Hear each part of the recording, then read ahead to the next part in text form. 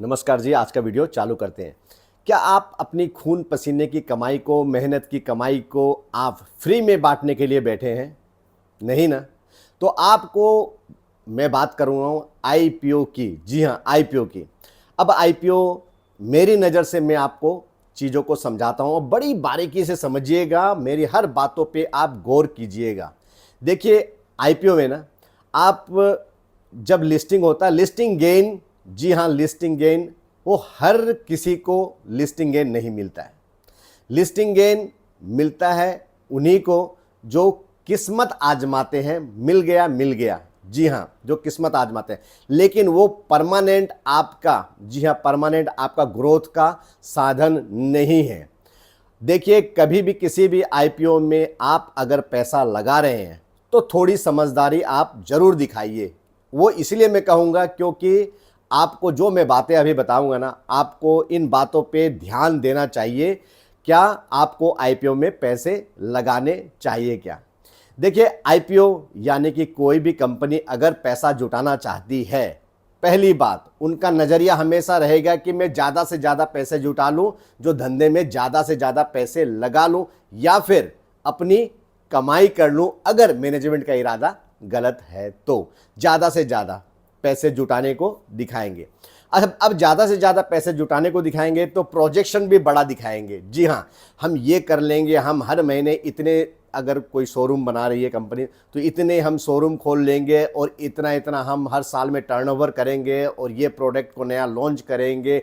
हम सिर्फ देश ही नहीं, विदेश में भी अपना कारोबार को आगे ले जाएंगे, हम डेब्ट को चुकाएंगे। इस तरह का बड़ा बड़ा प्रोजेक्शन दिखा के ना बड़ी रकम सामने वो रख देंगे। जी हाँ, अपना बजट बता देंगे कि इतना इतना, इतनी दूरियां हम तय करेंगे और हमारी कंपनी की वैल्यूएशन 5 साल बाद इतनी होगी, 10 साल बाद इतनी होगी।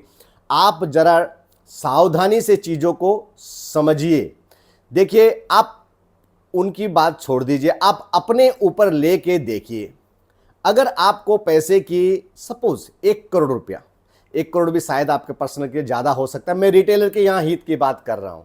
1 करोड़ रुपया आपको चाहिए, चाहे आप कोई नया धंधा कर रहे हो, चाहे पुराने धंधे में आपको पैसे लगाने के लिए। आप सबसे पहले अपने घर के अंदर देखेंगे कुछ पड़ा है क्या, यानी कि बैंक में अगर कुछ पड़ा हुआ है अपना तो वहाँ देखेंगे, या फिर आप अपने घर में कुछ सोना चांदी कुछ भी हो जिसे आप गिरवी रख के उस पैसे को धंधे में यूटिलाइज कर सके, वो देखेंगे। वो भी नहीं है तो आप देखेंगे कि आपके कोई क्लोज रिश्तेदार, आपके जो भी है XYZ, जो नियरेस्ट रिश्तेदार हैं आपके, आप उनसे देखेंगे। अगर वो भी नहीं हुआ तो आपके जो क्लोज फ्रेंड, आपके जो जान पहचान वाले जो अच्छे इस्टेब्लिश्ड है, आप उनका रास्ता अपनाएंगे। अगर वो भी नहीं हुआ तो आप घर से अब बाहर निकल चुके हैं। जैसे ही आप बाहर निकलेंगे, यानी कि कोई फाइनेंशियल इंस्टीट्यूशन जो कि फंड रेज करके देता है, कोई एंजल इन्वेस्टर और भी बहुत सारे प्राइवेट, जैसे ही आप बाहर दरवाजा के बाहर गए, आपको ब्याज लगना चालू हो जाएगा। आपको पैसे जुटाने के लिए ब्याज की जो दरें हैं ना, वहाँ पे बातचीत चालू हो जाएगी। चाहे आप बैंक में जाइए, बैंक में भी जाएंगे तो बैंक आपको ज़रूर मदद करेंगे, लेकिन उसके लिए वो आपसे ब्याज वसूल करेगा। वो उसके लिए आपका इंस्पेक्शन होगा, आपको जिस पर्पज़ के लिए सारी इंस्पेक्शन, सारी चीज़ें होगी। समय समय पे आपको उन्हें मंथली कुछ कुछ रिटर्न देनी पड़ेगी। समय समय पे जो भी चाहिए उन्हें डाटा, उन्हें आपको बैंक को अपडेट करना पड़ेगा। यानी कि इतनी सारी निगरानी के बाद आपको फंड मिलेगा। शायद कम मिले, ज़्यादा मिले, वो मुझे पता नहीं कितना मिलेगा। मैं शायद 1 करोड़ भी ज़्यादा बोल दिया हूँ अगर पर्सनल बातें करें तो। अब आइए आईपीओ में। जी हाँ, आईपीओ में उन्हें पैसा जुटाने के लिए इतनी आसानी से पैसे मिल जाते हैं, किस लिए पता है? क्योंकि आपकी भी, जी हाँ, आपकी भी इन्वॉल्वमेंट होती है। अब देखिए, रकम 5,000 करोड़, रकम 10,000 करोड़, रकम 2,000 करोड़, रकम 7,000 करोड़, रकम भी हजार हजार करोड़ के आसपास की रकम, ये छोटी रकम नहीं है, बहुत बड़ी रकम है। देखिए, मैं ना आपको proprietorship firm partnership firm, LLP, इन्हीं में, जी हाँ, इन्हीं में भी ऐसे बहुत सारे लाइन लगी हुई है। जी हाँ, लाइन लगी हुई है जो कि 100 करोड़, 300 करोड़, 400 करोड़, 500 करोड़ का टर्नओवर कर रहे हैं। जी हाँ, प्राइवेट लिमिटेड कंपनी की तो बात दूर, लिमिटेड कंपनी की तो बात काफ़ी दूर तक है। तो आपको ना चीज़ों को समझना पड़ेगा। मैं जो समझाने आपको जा रहा हूँ ना, आपको अपने पैसे की अहमियत समझनी है। आप जहाँ लगा रहे हैं ना, मैनेजमेंट पे भी आपको ध्यान देना है। जी हाँ, सब कुछ मैनेजमेंट के ऊपर डिपेंड है। अब एग्जाम्पल के तौर पे अब मैं आईपीओ की शकल सूरत आपको दिखाता हूँ। देखिए, आईपीओ की शकल सूरत ना, एक दुल्हा दुल्हन का जब शादी होती है ना, उससे पहले आप इंगेजमेंट मत आइए। इंगेजमेंट के ठीक पहले जब पहला मिलने का दौर शुरू होता है ना, उस वक्त दोनों को, जी हाँ, दूल्हा दुल्हन दोनों के साइड से परिवार वाले या भाई बंधु, चाहे और दोस्त यार सारे, जी हाँ, जब उनके सपोर्ट में एक दूसरे को जब मिलाते हैं ना, एक दूसरे के परिवार को मिलाते हैं ना, दूल्हा के साइड से कहा जाएगा, अगर वो 50,000 रुपये कमा रहा होगा ना दूल्हा, तो कहा जाएगा नहीं, हमारा दूल्हा तो इतना होनहार है, ये डिग्री ली हुई है, इतना पढ़ा हुआ है, या फिर इस धंधे में है, ये इतना कमा रहा है। यानी 50,000 कमा रहा होगा ना, तो लाख, 1.5 लाख, 2 लाख, पता नहीं कितना कितना, पीछे उनकी क्या प्रॉपर्टी है, पीछे उनके क्या क्या क्या चीज़ें हैं, सब कुछ बढ़ा बढ़ा के बताई जाएगी। जी हाँ, यानी कि इस जोड़ी को मिलाने के लिए जितना भी बड़ा प्रोजेक्शन दिखाना चाहते हैं वो दिखा देंगे। होता है, ऐसा होता है, क्योंकि उनके सपोर्ट में भी ना उनके रिश्तेदार भी वही शब्द बोलेंगे जो इनको सुनने में मीठा लगे, उनके दोस्त यार भी वही शब्द ऊपर ऊपर बताएंगे जो इनको सुनने में अच्छा लगे और ये प्रभावित हो जाए।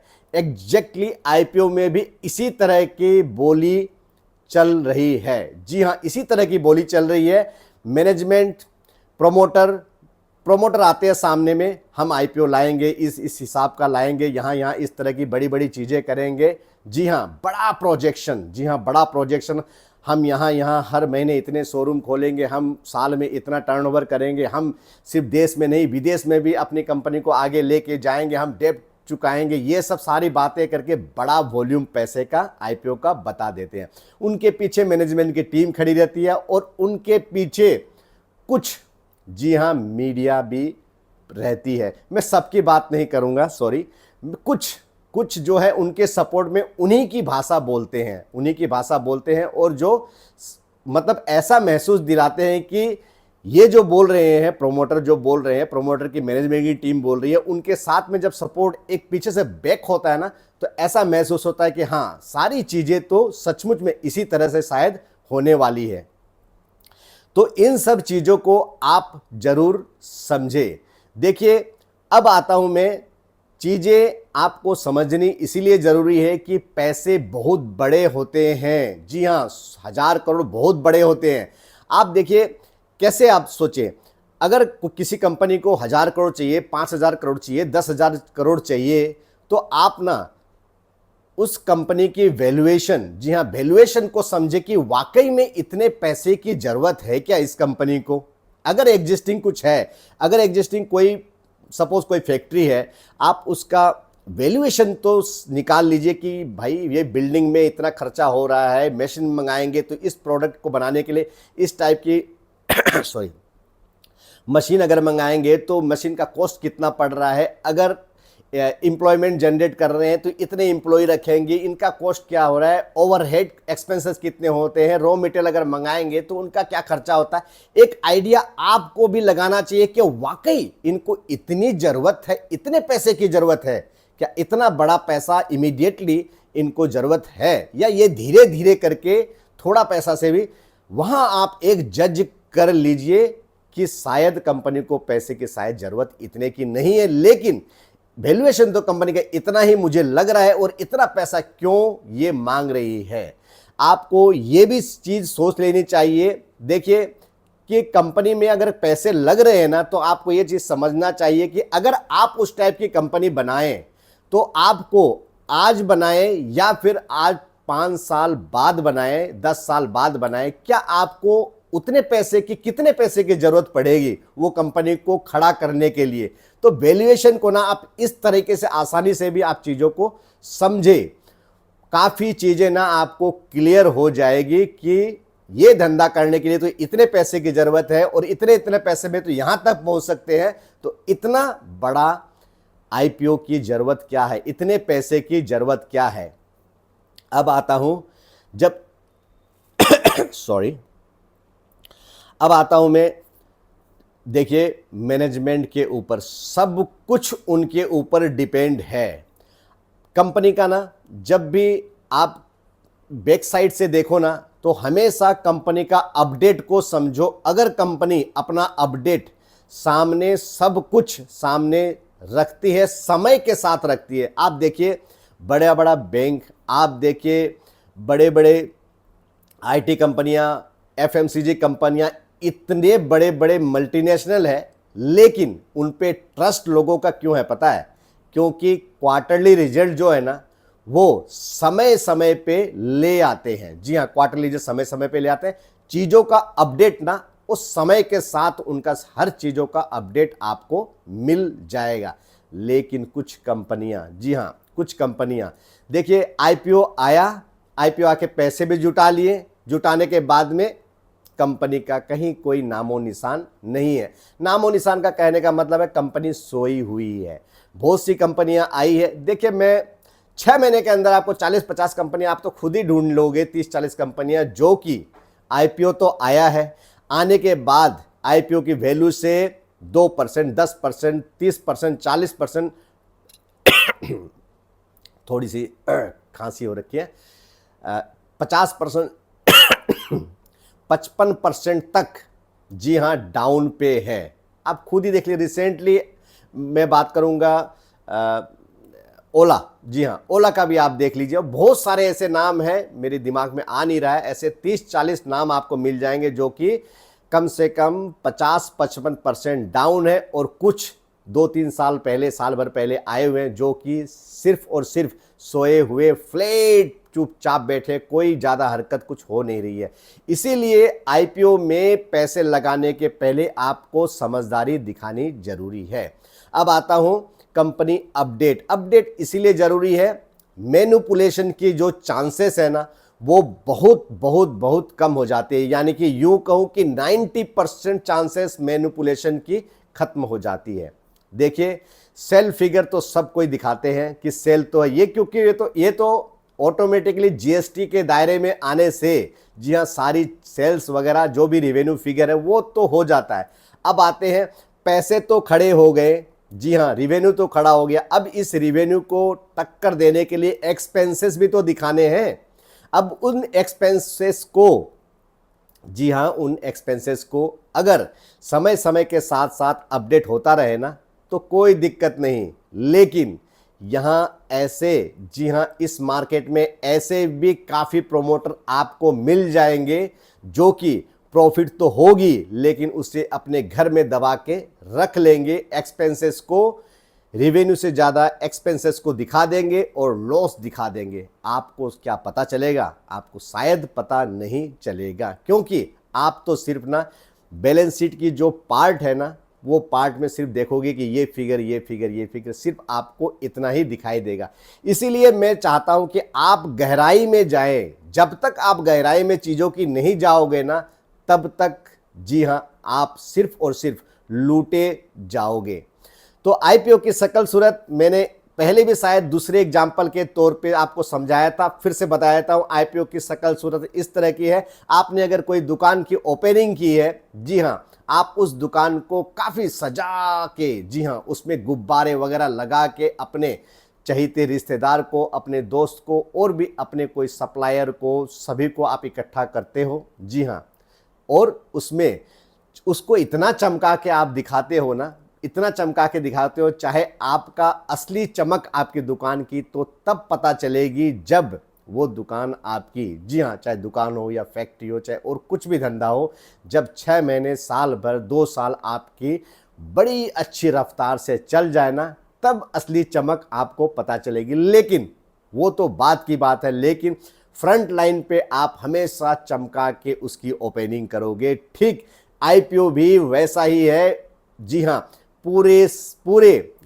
पूरे चमकाने के साथ साथ वो अपना आईपीओ का लॉन्च करते हैं। और कुछ बैक साइड की, कुछ मैं बात कर रहा हूँ, बैक साइड की टीम रहती है जो सपोर्ट में आपको ऐसा प्रोजेक्शन में हाँ में हाँ मिला के दिखाती है और आपको पता भी नहीं चलता है। बहुत बड़ी रकम होती है जी, 1000 करोड़, 500 करोड़, 2000 करोड़, 3000 करोड़ यूं ही आ गए मार्केट में और पब्लिक को बेवकूफ बना के पैसे ले लिए जाते हैं।